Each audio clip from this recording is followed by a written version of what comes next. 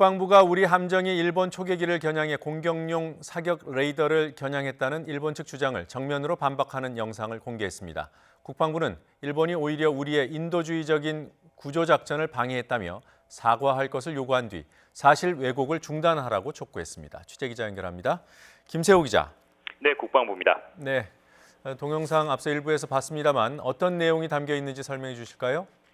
네, 국방부는 일본이 일방적으로 왜곡된 사실을 세계 네티즌에게 전파하는 데 대해 보다 정확한 사실관계를 알리기 위해 동영상을 공개한다고 밝혔습니다.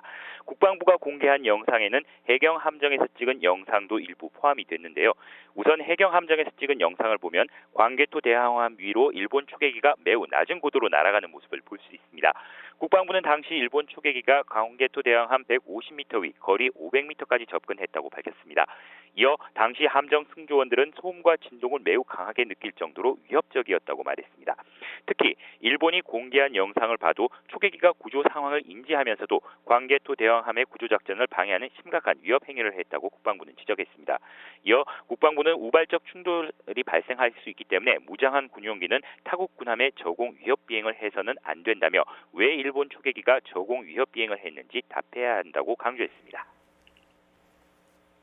네, 이런 요구를 우리가 그동안 했고요. 일본은 국제법을 준수했다 이렇게 주장해 오지 않았습니까? 이에 대한 반박도 담겼습니까?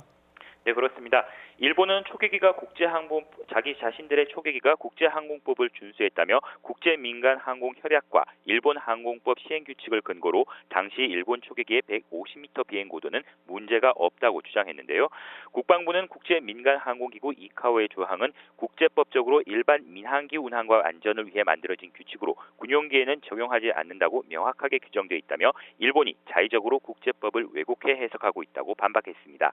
또 일본은 자신들의 초계기가 사격 레이더에 포착됐다고 주장했다며 이 주장이 사실이라면 회피 기동을 해야 하는데 여전히 저공 비행을 하고 있었고 오히려 광개토 대항함에 다시 접근하는 상식 밖의 행동을 보였다고 지적했습니다. 이어 우리 함정의 함포가 자신들을 향하고 있지 않아 공격 의도가 없다는 것도 일본 측이 확인했다고 설명했습니다. 이 밖에 일본 초계기의 통신 내용은 잡음이 심해 명확히 들리지 않았고 일본 초계기가 우리 측에 통신을 시도한 시점도 이미 우리 함정의 구조작전 상공에서 벗어난 후라고 덧붙였습니다. 국방부는 사격 레이더 증거 자료가 있다면 한일 양국 간 실무 협의에서 제시하면 될 것이라며 구조 활동을 하던 우리 함정에 위협적인 저공 비행을 한 것에 대해 사과해야 한다고 거듭 강조했습니다.